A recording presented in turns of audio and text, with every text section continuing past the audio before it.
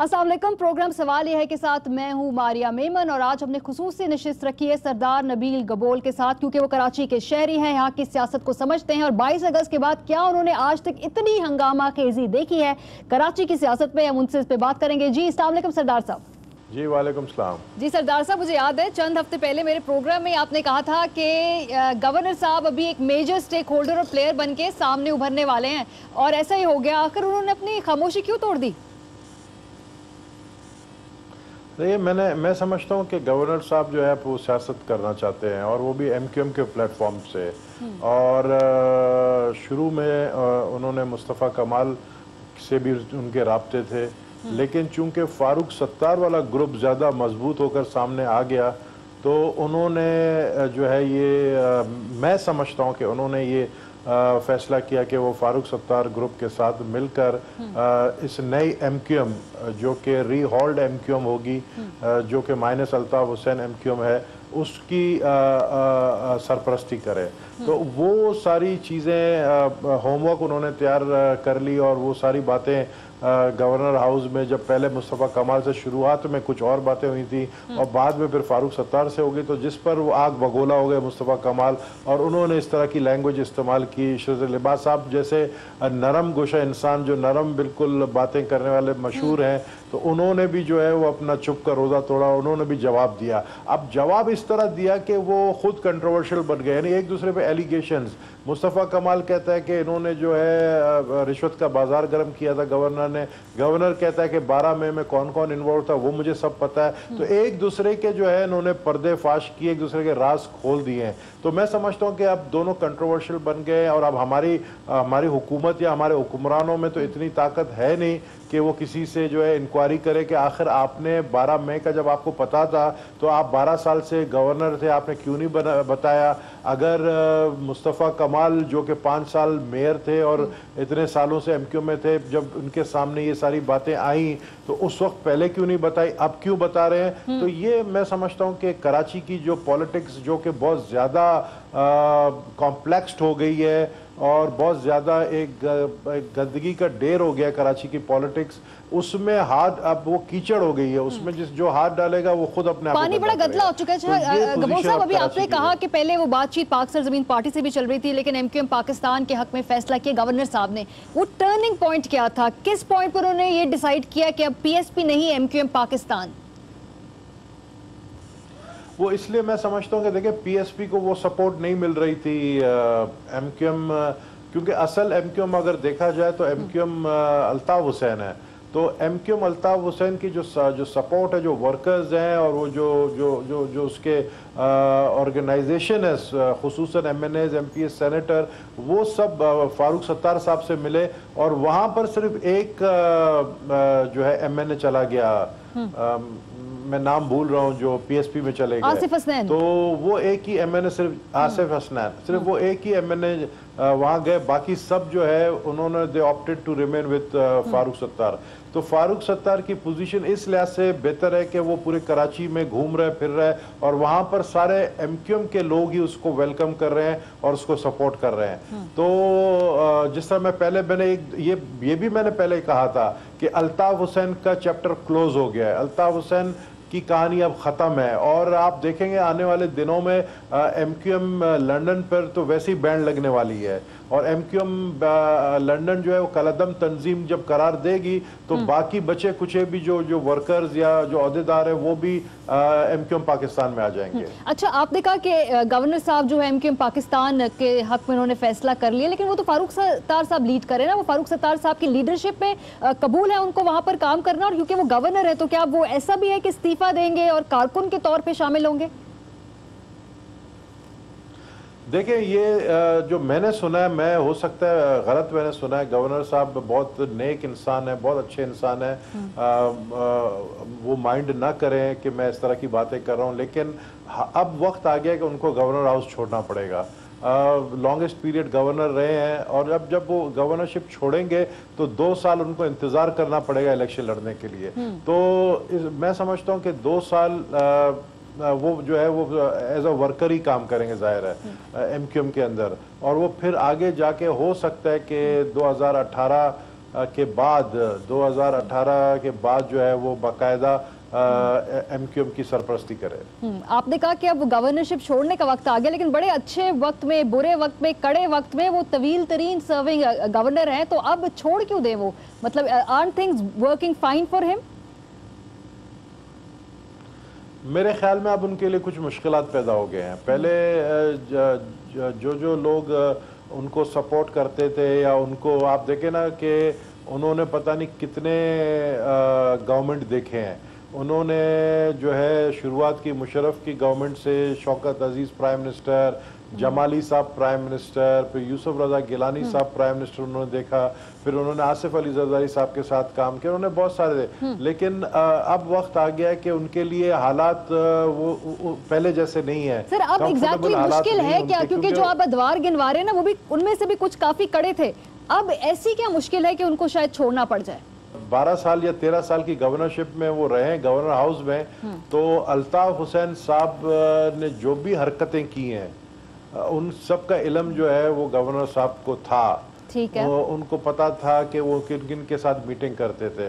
तो अब जो उनसे जो है ये पूछा जा रहा है, लोग पूछ रहे हैं कि जी जब आपको ये सब चीज़ें पता थी तो आप गवर्नर हाउस में बैठे थे, तो आपने हमें क्यों नहीं बताया?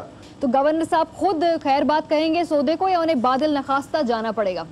आगे आने वाले दिनों में मुस्तफ़ा कमाल विद प्रूफ मैंने सुना है कुछ चीजें सामने लाने वाला है। अच्छा। तो बेहतर ये है कि इज्जत से खुद जो है छोड़ जाए। मुस्तफ़ा कमाल साहब ने तो ये भी मुतालबा किया ना कि ECL में नाम डाल दिया जाए गवर्नर साहब का। आपको लगता है कि ये मुतालबा पूरा होता दिखाई दे रहा है आपको, या ये मुनासिब मुतालबा है? नहीं, वैसे मुझे नहीं ये मुनासिब नहीं है, क्योंकि आपने जिस शख्स को 13 साल बर्दाश्त किया एज गवर्नर और फिर आप अचानक ECL में नाम डाल दें, मैं समझता हूँ कि अगर इंक्वायरी की ज़रूरत है तो प्राइम मिनिस्टर एक इंक्वायरी का ऑर्डर करे, और अगर प्राइम मिनिस्टर नहीं करते तो जो एलिगेशन लगाए हैं मुस्तफ़ा कमाल ने वो खुद प्रूफ करे, क्योंकि जुबानी एलिगेशन से कुछ नहीं होता है, आपको प्रूफ करना पड़ेगा। सर इल्जामात तो गवर्नर साहब ने भी लगाए हैं, इतने संगीन है, लोगों की अमवात का उसमें इन्वॉल्व है सारा मामला। वो तो मतलब बड़ा हाई प्रोफाइल अगर केस है, अगर कभी चला तो मैं समझता हूँ बड़ा हाई प्रोफाइल, लेकिन हमारे मुल्क में हाई प्रोफाइल केस का क्या होता है? आप देखें मॉडल टाउन लाहौर का हाई प्रोफाइल केस, 14 लोग मारे गए जिनमें औरतें भी थीं, लेकिन क्या हुआ? उनको क्लीन चिट दे दी गई। तो हमारे मुल्क के अंदर मैं देख रहा हूँ आने वाले दिनों में एहतसाब सबका होने वाला है, चाहे वो गवर्नर हो चाहे वो कोई भी हो, एहतसाब सबका होने वाला है। तो यानी ये जो अभी एपिसोड चल रहा है वो उन पे इल्जाम लगा रहे हैं, वो वापस उन पे इल्जाम लगा रहे हैं, ये रात गई बात गई हो जाएगी, और इस वक्त बस ये मीडिया में एक शोर है, कोई इसका मंतकी अंजाम नहीं देख रहे आप? मुझे ऐसा सच नज़र नहीं आ रहा है, क्योंकि मुस्तफ़ा कमाल जब तक कोई प्रूफ नहीं लेकर आएगा गवर्नर साहब के खिलाफ, और गवर्नर साहब ने जो उनके ऊपर एलिगेशन लगाए उन्होंने वापस जो है उन्होंने यू टर्न लिया। अगर आप देख लें कल एक जगह उन्होंने प्रेस से बात की तो उन्होंने भी यही कहा कि आप छोड़ दें पुरानी बातों को। सर कैसे छोड़ दें? ये इतने बड़े बड़े इल्जामात हैं, तो पसे पर्दा फिर कोई कोशिश हुई है दोनों के दरमियान मामलात को ठंडा करने की, मुस्तफ़ा कमाल और गवर्नर साहब के बीच में? मेरे ख्याल में कि अगर कोशिश की भी गई है तो वो कोशिश जो है मुल्क के साथ वफा नहीं है, कि जिन लोगों ने मुल्क को इतना नुकसान पहुंचाया और वो एक दूसरे पे इल्ज़ामात भी अगर लगा रहे हैं, तो वक्त आ गया है कि दोनों को एहतसाब के खटेरे में खड़ा होना पड़ेगा, मुस्तफ़ा कमाल को भी और रशीद अब्बास साहब को भी। गवर्नर साहब तो फिर थोड़े जरा ठंडे हो गए, मुस्तफ़ा कमाल को वैसे अभी भी गुस्सा है, वो जैसे आपने प्रूफ वाली बात की, वो अभी अपने इल्जामात पे बिल्कुल खड़े हुए हैं। मैं समझता हूँ मुस्तफ़ा कमाल साहब अगर एक हफ्ते तक प्रूफ नहीं लाते तो गवर्नर साहब हक रखते हैं कि उनको कोर्ट में लेकर जाएं, और जो एलिगेशन उन्होंने लगाए हैं गवर्नर के ऊपर वो अगर प्रूफ नहीं कर सकते तो फिर वो जो कोर्ट में जाकर उनको जाना चाहिए कोर्ट में। अगर तो देखें गवर्नर ऑफ सिंध है, वो एक बहुत बड़े ओहदे में पर बैठे हैं, उन पर इतनी बड़ी एलिगेशंस लगी है, तो उनको अपनी जो इज्जत दावा जिसको कहते हैं उसके लिए कोर्ट जाना चाहिए। और अगर वो नहीं जाते हैं तो हम फिर मानेंगे कि जो मुस्तफ़ा कमाल ने बातें की हैं वो सच है। PSP का जब रेला आया था एक बड़ी शिद्दत के साथ आया था, आपको क्या लगता है कि अभी भी वो शिद्दत बरकरार है? कुछ और लोग PSP में जा सकते हैं, या इस वक्त परेशान होंगे मुस्तफ़ा कमाल साहब कि कहीं ये मेरे साथ हो क्या गया? देखिए, मुस्तफ़ा कमाल इस वक्त फ्रस्ट्रेशन के शिकार है। मुस्तफ़ा कमाल पहले दिन से मैं लोगों को कहता था कि आप लोग ने एक मस्त घोड़े पर हाथ रखा है, जो कि बहुत जल्दी गुस्से में आ जाता है। सियासत में आपको बड़ा जो है ना, बड़ा सोच समझ के आपको अपनी ज़ुबान खोलनी चाहिए। सियासत में आपको बड़े धीमे तरीके से चलना चाहिए। आपको इस तरीके से बातें करना, इस तरीके से लोगों को गालियां देना, सियासतदानों को, ये मैं समझता हूँ सियासत में ये चीज़ें जो है ना किसी सियासतदान को कामयाब नहीं करती है। तो ये मुस्तफ़ा कमाल की फ्रस्ट्रेशन जो है वो नजर आ रही है। लेकिन सर तो फ्रस्ट्रेशन किस बात पे? फारूक सत्तार को क्योंकि शुरू में जब मुस्तफा साहब आए, उन्होंने शुरू में 2-3 बड़े नाम अपनी तरफ खींचे हैं। ये रुक क्यों गया सिलसिला? जैसे आपने कहा कि गवर्नर साहब ने भी फैसला कर लिया एमक्यूएम पाकिस्तान की तरफ, तो ये रुका क्यों है? क्या अब वो कशिश नहीं है उनके नारे में लोगों के लिए? देखिए, वो हॉकी मैच के अंदर जो बॉल एक दूसरे सलीमुल्लाह से कलीमुल्लाह की तरफ जा रहा था, तो बीच में फारूक सत्तार गेंद लेकर ग्राउंड से ही बाहर चले गए। तो गेंद इस वक्त जो है वो फारूक सत्तार के हाथ में चला गया, जिसके वजह से वो फ्रस्ट्रेशन जो है मैं समझता हूँ दोनों तरफ आपको नजर आ रही होगी। चले, गेंद तो फारूक सत्तार साहब के पास है, लेकिन वो जो बैठे हुए खिलाड़ी, जहाँ पर खिलाड़ियों की बैठने की जगह होती है, उनकी हॉकी फारूक सत्तार साहब के साथ ही है ना? बिल्कुल उनके साथ है। फारूक सत्तार इस वक्त लीड कर रहे हैं और बड़े अच्छे तरीके से लीड कर रहे हैं। ठीक है, चलिए यहाँ पे थोड़ा सा गवर्नर और मुस्तफा कमाल वाला जो मामला था थोड़ा क्लियर कर दिया, आगे चलते हैं। हाँ, हमने पिछले हफ्ते देखा कि एमक्यूएम लंदन के कुछ नए चेहरे नमूदार हुए, यहाँ पे प्रेस कॉन्फ्रेंस की उनको करने दी गई, वो चले गए घर वापस। कल जब वो दोबारा आए हैं तो उनको गिरफ्तार कर लिया गया है। ये क्या मामला है, ये क्या डेवलपमेंट है? देखिए, ये तय हो गया है, हमारी इस्टेब्लिशमेंट और हमारी गवर्नमेंट, फेडरल गवर्नमेंट जो है, हालांकि दोनों एक पेज पर नहीं है इस हवाले से।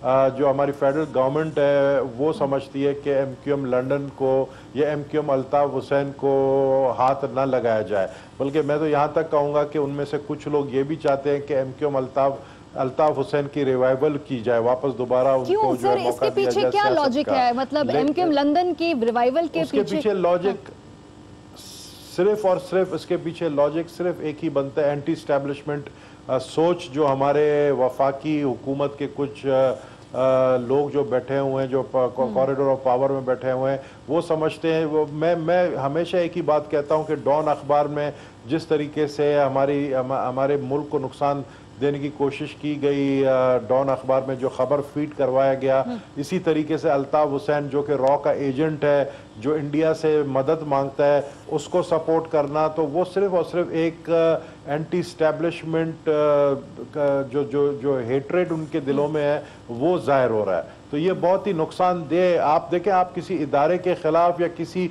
एक जनरल के खिलाफ कोई कार्रवाई या कोई उनको एम्बेरस करने की कोशिश नहीं कर रहे हैं, आप अपने मुल्क को एम्बेरस कर रहे हैं, आप अपने मुल्क को नुकसान पहुंचा रहे हैं। तो ये चीज़ नाकाबिले बर्दाश्त है। और मैं समझता हूँ कि एमक्यूएम लंदन जो है, और जो एमक्यूएम लंदन के प्रेस कॉन्फ्रेंस करेगा, बहुत अच्छा किया, उनको प्रेस कॉन्फ्रेंस करने नहीं दिया गया। इस तरीके से तो आप फिर अगर फ्री फॉर ऑल छोड़ेंगे तो फिर कराची में सिविल वॉर का बड़ा खतरा है, और कराची में सिविल वॉर को रोकने के लिए हमारी रेंजर्स, हमारे इस्टेब्लिशमेंट, हमारी इंटेलिजेंस एजेंसी जो है वो अपना किरदार अदा कर रहे हैं। सर चलिए, दूसरी वाली तो नहीं करने दी ना प्रेस कॉन्फ्रेंस, आपने कहा बहुत अच्छा किया, तो फिर पहली क्यों करने दी? क्योंकि वो भी लाइव टेलीवाइज हुई और पता चल रहा था कि ये हजरात प्रेस कॉन्फ्रेंस करने जा रहे हैं।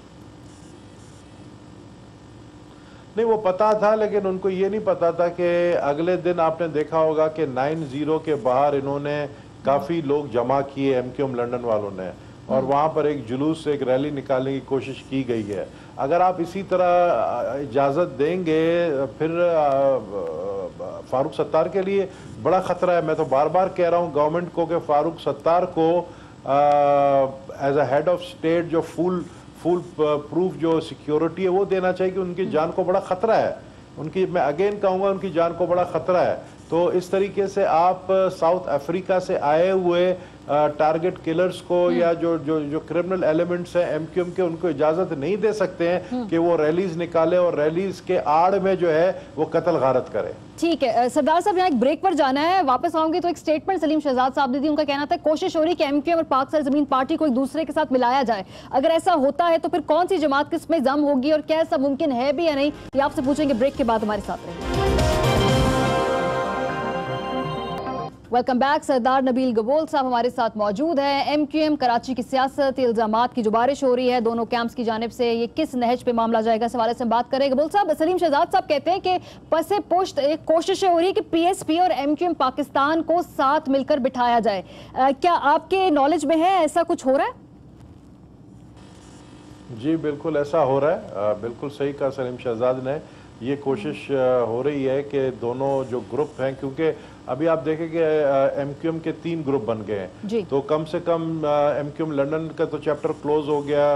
आने वाले दिनों में आप देखेंगे कि उन पर बैन भी लगेगा। तो जो 2 बाकी MQM रह गए हैं उनको आपस में मिलाने की कोशिश की जा रही है, लेकिन पानी और आग मिल नहीं सकते हैं। यानी मैं समझता हूँ कि फारूक सत्तार जो है, फारूक सत्तार बहुत धीमे लहजे में बात करने वाला, ठंडे दिमाग का शख्स और बहुत ही तामुल मिजाज इंसान, वो उनके बरक्स मुस्तफ़ा कमाल उनके टोटली ऑपोजिट है।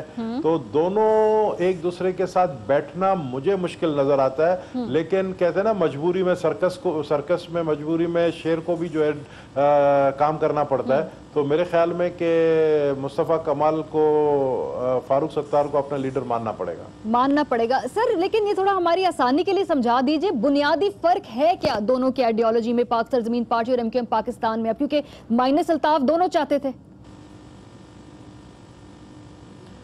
नहीं, माइनस अल्ताफ दोनों चाहते नहीं थे। एक तो शुरू से चाहता था, दुबई से आते ही मुस्तफ़ा कमाल ने माइनस अल्ताफ की बात की। एक जो है वो मजबूरी में माइनस अल्ताफ में आ गए, लेकिन बाद में फिर जो है शुरू के कुछ दिन जो है उन्होंने नहीं चाहा कि माइनस अल्ताफ हो, लेकिन बाद में फिर उन्होंने बेहतर यही समझा कि माइनस अल्ताफ हो और फारूक सत्तार साहब फिर उन्होंने लीड करना शुरू किया। तो दोनों के आइडियोलॉजी में फ़र्क है, लेकिन आगे जाके दोनों की आइडियोलॉजी मिल सकते हैं। लेकिन मुस्तफ़ा कमाल को बड़े धीमे तरीके से बड़े जो है एक मोतबर अंदाज में जो है इस मिलाप को जो है ना बर्दाश्त करना पड़ेगा। ठीक है। आज फारूक सत्तार साहब ने मीडिया से बात की कुछ देर पहले। उनका कहना था कि जो 22 अगस्त से जुड़े लोग हैं वो मुहाजिरों को खाई में धकेलना चाहते हैं। ये किन की तरफ वो इशारा कर रहे हैं, आपका ख्याल है? देखें, ये वो लोग हैं जो अल्ताफ हुसैन के जो स्टेटमेंट था पाकिस्तान के खिलाफ, उसमें तालियां बजा रहे थे और अल्ताफ हुसैन के साथ बाद में भी राब्ते में थे। और वो इसलिए कह रहे हैं कि इस वक्त माजिर कौम जो है, देखें माजिर कौम खराब नहीं है, माजिर कौम क्रिमिनल नहीं है, माजिर कौम के एक लीडर ने माजिर कौम को बदनाम किया है। तो वो उस माजिर कौम को आइडेंटिटी देना चाहते हैं, वही आइडेंटिटी जो आज से 30 साल पहले उनकी थी कि एक शरीफ लोग हैं, अच्छे लोग हैं, वो आइडेंटिटी और वो सिक्योरिटी उनको देना चाहते हैं, जो कि अब महाजिर अपने आप को बड़ा इनसिक्योर फील कर रहा है। तो वो सिक्योरिटी जो है फारूक सत्तार देना चाहते हैं और कुछ अनासर उनको जो है बहकाना चाहते हैं, और वो अनासर अल्ताफ हुसैन के साथ है। ठीक है। अच्छा, अब थोड़ी सी बात करते हैं जो स्कॉटलैंड यार्ड केस का फैसला सामने आया है। क्लीन चिट बज़ाहिर दे दी गई है जो MQM के बानी हैं उनको। आपका क्या ख्याल है कि ये केस क्या सियासी मसलहत का शिकार हुआ है या उसको प्रोसिक्यूट सही तरीके से नहीं किया गया? क्योंकि जो रिपोर्ट हो रहा था वो ये था कि ओपन एंड शट केस है, कोई इसमें बड़ी मुश्किल होगी कि अगर ये बच पाएंगे। देखिए, मैं समझता हूँ इधर हिंदुस्तान ने बहुत मदद की अल्ताफ हुसैन की। अच्छा। और हिंदुस्तान चूंकि UK में उनके स्टेक्स बहुत हाई हैं, हिंदुस्तान के साथ उनकी तिजारत जो है वो बिलियंस और बिलियंस में है बनिस्बत पाकिस्तान से। तो UK के लिए इंडिया ज़्यादा इम्पोर्टेंट है बनिस्बत पाकिस्तान की। और दूसरी तरफ पाकिस्तान की हमारी हुकूमत ने कोई सीरियस कोशिश नहीं की कि जो मुआद उनको देने चाहिए थे मनी लॉन्ड्रिंग के हवाले से, वो चीज़ें नहीं दी। इसकी क्या वजह दिखाई देती है? क्योंकि वज़ीर दाखिला साहब मिलते तो रहे हैं, जब ये फैसला आया उसके बाद भी उन्होंने मिले हैं बरतानवी हुकाम के साथ जाकर। वज़ीर दाखिला और मैं बार बार कह चुका हूँ, नवाज शरीफ प्राइम मिनिस्टर और वजीर दाखिला चौधरी निसार एक पेज पर नहीं है। अच्छा। और बहुत सारी चीज़ों में उनकी डिफरेंसेस है, तो इसमें भी उनकी डिफरेंसेस पैदा हुई हैं। ठीक है। तो ये वजीर आजम साहब के लिए सरप्राइज था जब एक ताउन नहीं किया गया, या वो जानते होंगे? नहीं, वो जानते थे। हमें तो देखें ये था कि जो मनी लॉन्ड्रिंग वाला केस है वो साबित होगा अल्ताफ हुसैन पर, क्योंकि अल्ताफ हुसैन के घर से पैसे मिले हैं, और जब आपके घर से, आपकी जेब से पैसे निकलते हैं तो फिर आपको किसी सबूत की जरूरत नहीं होती है। लेकिन सडनली क्या चेंजेस आई, जैसे मैंने आपको कहा कि यहाँ हुकूमतें मिल गई हैं उनको सपोर्ट करने के लिए। तो जब हुकूमतें मिल जाती हैं किसी एक शख्स को सपोर्ट करने के लिए, तो फिर जो आपके जो एलाइज हैं तो उनको फिर आपकी हुकूमत और आपकी फॉरेन ऑफिस का सुनना पड़ता है। ठीक है, ये बाला ही बाला मामला तय हुए। चले ठीक है, सिंध और कराची की बात के बाद जरा वफाकी दारुल हुकूमत का रुख करते हैं। 2 नवंबर है, शहर बंद करने जा रहे हैं पाकिस्तान तहरीक इंसाफ और उनके जो भी गिने चुने इत्तेहादी हैं वो लोग। 2014 जैसा बड़ा बहरान हुकूमत के लिए आ खड़ा हुआ है, और क्या या उससे बड़ी ये मुश्किल है या उससे कम नौयत की मुश्किल है? आपकी क्या पॉलिटिकल मीटिंग है? 2 नवंबर के हवाले से देखें, मुझे इमरान खान को तो मैं ये मशवरा दूंगा कि वो 2 नवंबर ज़रूर आए इस्लामाबाद, लेकिन जो फैसला होगा पनामा लीक्स का वो सुप्रीम कोर्ट से होगा। और ये मैं पहले कह चुका हूँ कि आप सड़कों पर जितने लोग निकाल के लेकर आए, फैसला होगा सुप्रीम कोर्ट से। लेकिन अगर आप सुप्रीम कोर्ट का मूड देखेंगे, अगर आप पब्लिक लेकर आएंगे और खुदा न ख्वास्ता 2 तारीख को यहाँ पर जो रैली घुसने की कोशिश करेगी इस्लामाबाद, जिसको रोका जाएगा गवर्नमेंट की तरफ से, उसमें मुझे खतरात नजर आ रहे हैं। अच्छा। अगर खुदा ना ख्वासा कोई ऐसा कशीदा हालात पैदा हो गए तो फिर मैं समझता हूं कि फिर सुप्रीम कोर्ट अपना हाथ निकाल लेगी, क्योंकि वो सुप्रीम कोर्ट कोई भी कंट्रोवर्शियल केस नहीं उठाती है, तो वो भी नुकसान इमरान खान को होगा। तो इमरान खान को चाहिए कि अपने वर्कर्स को समझा कि जी आप लोगों को पूरा अमन रहना है, किसी तरीके से भी कानून को हाथ में न ले। जिस तरीके से उन्होंने 2014 के दरना में किया था वो हरकतें ना करें, तो वो इमरान खान के लिए बेहतर होगा। अदरवाइज मैं समझता हूं कि इसका नुकसान पीटीआई को ज्यादा होगा। अच्छा। और इसका फायदा नवाज शरीफ को हो जाएगा। ठीक है, चले आपने इमरान खान को तो ये मशवरा दे दिया, मैं कुछ और नाम लेती हूँ। जरा मैं आपसे जानना चाहूंगी कि इन्हें आप क्या मशवरा देते हैं। ये बड़ा एक दिलचस्प हमारे पास सेगमेंट हो जाएगा। गवर्नर सिंध साहब, अगर वो आपको सुन रहे हो इस वक्त, उनको क्या मशवरा देंगे आप? मैं गवर्नर सिंध साहब को कहूँगा कि आपने अपनी इमेज बहुत अच्छी बनाई हुई है, अभी तक आपकी इमेज बहुत अच्छी है, आप बहुत ही नेक शरीफ आदमी हैं। आप पर एलिगेशन लगाया मुस्तफ़ा कमाल ने, तो आप खामोश ना बैठें, क्योंकि जितना आप खामोश बैठेंगे आपके ऊपर जो एलिगेशन लगाने वाले और मजबूत होंगे और उनकी बात सच होगी, तो आप उनको इज्जत दावा जो कोर्ट में कहते हैं उस ज़रूर आप फाइल करें और उनको चैलेंज करें, मुस्तफ़ा कमाल को प्रूफ करें, क्योंकि अगर जो बातें उन्होंने बोली हैं वो एज अ गवर्नर मैं समझता हूँ आपको काबिल बर्दाश्त नहीं होनी चाहिए। ठीक है, मुस्तफ़ा कमाल को क्या मशवरा देंगे? मुस्तफ़ा कमाल को मैं सिर्फ यही कहूंगा कि अल्ताफ हुसैन जैसी एक्टिंग छोड़ दे, गुस्से में नहीं आए और इंतजार करें वक्त का। हो सकता है आगे जाकर आपको फारूक सत्तार के साथ मिलना पड़े, तो उसमें आपका ही फायदा है, आपका नुकसान नहीं है। चूंकि आपने फारूक सत्तार साहब का जिक्र किया, तो फिर अब पूछूंगी कि फारूक सत्तार साहब के लिए क्या मशवरा है? फारूक सत्तार के लिए ये मशवरा है कि वो पीआईबी कॉलोनी का जो उनका दफ्तर है वो उसको मुस्तकिल बना दें और 90 के चक्कर से बाहर आ जाएं और 90 को खोलने का मशवरा ना दें, और वो जो है 2018 की इलेक्शन की तैयारी में अभी से ही लग जाए, क्योंकि अगर उन्होंने सीटें लूज की तो जो उनके सबसे बड़े मुखालफीन है जमात इस्लामी कराची से फायदा उठाएगी। और अल्ताफ हुसैन को? अल्ताफ हुसैन को तो सिर्फ मैं यही मशवरा दूंगा कि पाकिस्तान के महाजरों पर रहम करे, और जितना उन्होंने पाकिस्तान को नुकसान देने की कोशिशें की है वो कामयाब नहीं हो सकी है। तो अब वक्त आ गया है कि वो सियासत तो वैसे ही उनका ख़त्म हो गया है, तो अब वक्त आ गया है कि वो अपने जो जो जो जो उनका घर है उस कमरे से बाहर आने की कोशिश ना करें। ठीक है गबोल साहब, और आखिर में सवाल मैं पूछूंगी आपसे, आपने कोई सितंबर में मुझे इंटरव्यू दिया था और कहा था कि बस आप प्रेस कॉन्फ्रेंस करके बताने वाले हैं किस जमात में जा रहे हैं। सितंबर गुजर गया, अक्टूबर गुजर गया, खत्म होने वाला है, तो अब फैसला नहीं किया अभी तक आपने कि किधर आप जाएंगे? मैं समझता हूँ इसको सेंसर करे सवाल को। अच्छा। क्योंकि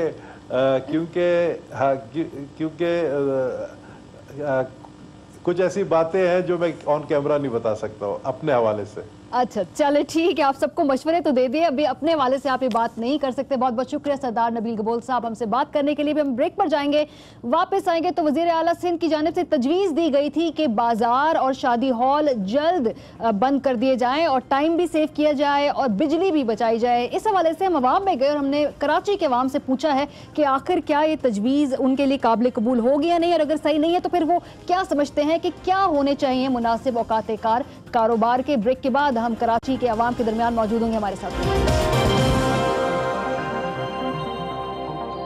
जी 7 बजे बाजार और कारोबार बंद होना चाहिए या नहीं, ये जानने के लिए मैं इस वक्त कराची के एक मॉल के बाहर मौजूद हूं। अंदर चलते हैं, दुकानदारों से बात करते हैं कि जिनको डायरेक्टली इस फैसले से असर पड़ेगा कि आया ये पॉसिबल है। दूसरी बात है कि क्या हुकूमत के पास इतना मसल मौजूद है कि अगर ये फैसला आ भी जाए, ये कानून बन भी जाए, तो उसको सबके लिए यकसा तौर पर इम्प्लीमेंट कराया जा सकता है या नहीं। शायद हुकूमत 7 बजे दुकानें बंद करने जा रही है 1 तारीख से, कैसा फैसला? ये फैसला बिल्कुल मुनासिब नहीं है, क्योंकि अभी कारोबार के हालात ऐसे बहुत बुरे हैं और इसके अलावा हमें कोई फैसिलिटी पहले भी नहीं दी गई जो दी जाएगी। टाइमिंग छोटा करने से कोई फ़र्क नहीं पड़ेगा, कारोबार बढ़ना चाहिए। अगर इससे फ़र्क पड़ता तो वेल एंड गुड, मुझे नहीं लगता इससे फ़र्क पड़े आपको, क्योंकि घंटों से कोई फ़र्क नहीं पड़ता, कारोबार होना चाहिए किसी भी सूरत में। लेकिन वो कहते हैं इससे बिजली बचेगी और इसकी आप लोगों के पास भी टाइम होगा कि आप घर जाएँ सुकून से। बिजली बचने का अगर यही ज़रिया है तो पूरी दुनिया की बंद करानी चाहिए दुकानें। पाकिस्तान में बिजली कल भी नहीं थी, आज भी नहीं है और लगता है आने वाले वक्त पे भी नहीं होगी। तो क्या सारी ज़िंदगी सिर्फ दुकान बंद करेंगे, बिजली पैदा करने के लिए कुछ नहीं करेंगे? ये हल नहीं है इस चीज़ के लिए। बस पाकिस्तान के और शहरों में जैसे लाहौर में जल्दी बाजार बंद हो जाते हैं, इस्लामाबाद में जल्दी बंद हो जाता है, तो कराची क्यों नहीं? एक कल्चर बनना नहीं चाहिए? कराची की रूटीन ही नहीं है ना सुबह की, वहाँ की रूटीन हो सकती है, हमारी रूटीन नहीं है। यहाँ पर 6 बजे तक कोई कस्टमर नहीं होता, 6 से 7 तो कस्टमर स्टार्ट होता है।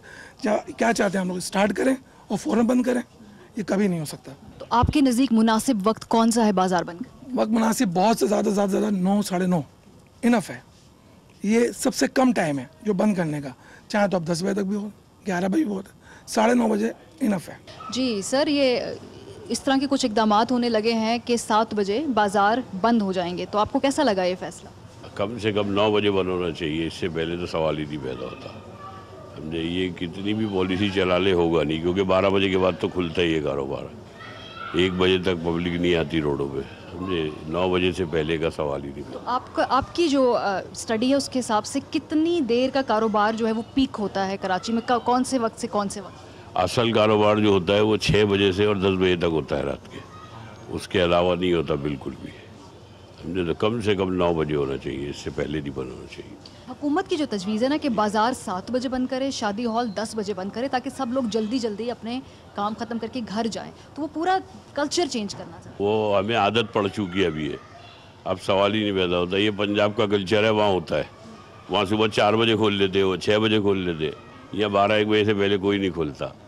ज़्यादा यहाँ 9 बजे से पहले का तो सवाल ही नहीं पैदा होता। कैसा लग रहा है आपको फैसला गवर्नमेंट? नहीं, ऐसा है कि अगर ये हो जाए पाबंदी से, पूरा कराची खुले टाइम पे वक्त पे बंद हो, मार्केट है, तो सही है, इस पर एग्री है। मगर मकसद ये है कि पूरा कराची हो, ऐसा नहीं कि आधा बाजार यहाँ का तारिक रोड खुला हुआ है, फिर वो नहीं मामला होता ना। फिर असल में हमारा काम होता है शाम का। कितने से कितने बजे तक आपकी ज़्यादातर 5 बजे के बाद कस्टमर निकलता है ज़्यादा, क्योंकि आजकल दोपहर में गर्मी होती है और लोग अपने काम में मसरूफ़ होते हैं, तो इसकी वजह से वो ख़रीदारी के लिए नहीं निकलते। शाम में ऑफिस की ऑफ हुई, फिर निकल गए मार्केटों में ख़रीदारी करने के लिए। तो इसकी वजह यह है कि 7 बजे सही है फैसला इनका, मगर ये फिर सबके लिए हो। अच्छा चले, हुकूमत तो अगर बाजार बंद कर देगी, कस्टमर को फिर आहिस्ता आहिस्ता आदत हो जाएगी, वो आना जल्दी शुरू हो जाएगा। अगर आप ये देखेंगे आज से 15 साल बैक के ऊपर आप चले हैं तो मार्केटें सुबह 9:30 बजे खुलती थी और 8 बजे अपने रूटीन में बंद होती थी, बिज़नेस भी अच्छा था। ये जो वक्त के हिसाब से जो मामला चेंज होते जा रहे हैं, तो इसलिए बिज़नेस के मामला भी ख़राब हुए हैं। जाहिर सी बात है, लोगों ने टाइम बना लिया कि कहने हैं मतलब 1 बजे मार्केट खोलनी है, 2 बजे तक जो है उसकी सेटिंग करनी है, फिर रात को 10 बजे तक बैठना है। कस्टमर भी उसी माइंड से निकलता है। कराची के एक मॉल में हम फिर रहे हैं और अभी तक हमने जितने भी दुकानदारों से बात की, उनका कहना है कि जल्दी मॉल बंद नहीं हो सकते, कारोबार बंद नहीं हो सकता, क्योंकि कस्टमर लेट आता है। और इस बात की गवाही मैं इसलिए दे सकती हूँ कि इस वक्त तकरीबन 3-3:30 हो रहे हैं और इस मॉल में कस्टमर देखने को नहीं मिल रहा। 5 बजे के बाद कराची के लोगों का ये मिजाज है कि वो जब शाम ढलना शुरू होती है और अपने काम से फारिग होकर फिर वो मॉल्स में आते हैं। चले, मैं कोशिश करती हूँ कि मैं 1-2 को कस्टमर मिल जाए, उनसे भी बात कर सकें। फाइनली हमें यहाँ पर एक ग्राहक मिल गए हैं, कस्टमर मिल गए हैं। हम उनसे पूछते हैं कि आखिर वो इस वक्त क्या लेने आए हैं और जनरली वो किस वक्त निकलते हैं बाजार में अपनी शॉपिंग करने के लिए। जाहिद साहब हमारे साथ मौजूद हैं। अच्छा, मैं ये समझता हूँ कि जी देखें, मार्केट्स का जो टाइम चेंज है ये एक सडन चेंज है। हमें ग्रेजुअली चेंजेस की तरफ जाना है। बिजली तवानाई के मसाइल वर्ल्ड ओवर चल रहे हैं। अच्छी कौमें इन मसाइल के हल के लिए गुड मैनेजमेंट टेक्निक्स को इस्तेमाल करेंगी। आई थिंक ग्रेजुअली हमें कौम को उस तरफ लेके जाना है। तो maybe we should start with something like पहले 9 बजे शुरू करें, फिर 8 बजे करें और फिर 7 बजे करें। जी, हुकूमत का 7 बजे बाजार बंद करने का फैसला कैसा है? जी, जिस तरह की एनर्जी की शॉर्टेज है कराची के अंदर तो बिल्कुल अच्छा फ़ैसला है, लेकिन कराची वालों को भी इसके लिए चेंज करना पड़ेगी अपनी उठने की और सोने की जो एक्टिविटीज़ हैं अपनी। आहिस्ता आहिस्ता आदत हो ही जाती है इंसान को हर चीज़ की। अच्छा फ़ैसला अगर अमल करें तो। कराची में 7 बजे कारोबार बंद करने का फैसला कैसा आपको? देखिए, असल में अब लोगों को ये है कि कारोबार देर से बंद हो रहा है, तो इसी वजह से लोग अपने टाइम से निकलते हैं, देर से निकलते हैं। चिल हो गए।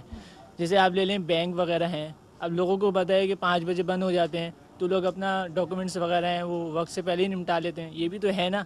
अब लोगों को पता होगा कि 7 बजे मार्केटें बंद हो जाएंगी, तो लोग अपना पहले से आके काम निपटाएंगे। लेकिन कैसे दफातर से जब वो पहुंचेंगे फिर वो अपने फैमिलीज को लेकर आएंगे? कराची में ये मुमकिन है? देखिए, मुमकिन तो हर चीज़ हो जाती है। अब जैसे कि 10 दिन लोगों को परेशानी होगी, 20 दिन होगी, 1 महीना होगी, तो आहिस्ता आहिस्ता करके ये भी सेटिंग हो जाएगी। ठीक है, एक और सवाल, ये कहते हैं कि शादी हॉल जो हैं वो भी अब जल्द बंद होने चाहिए 10 बजे।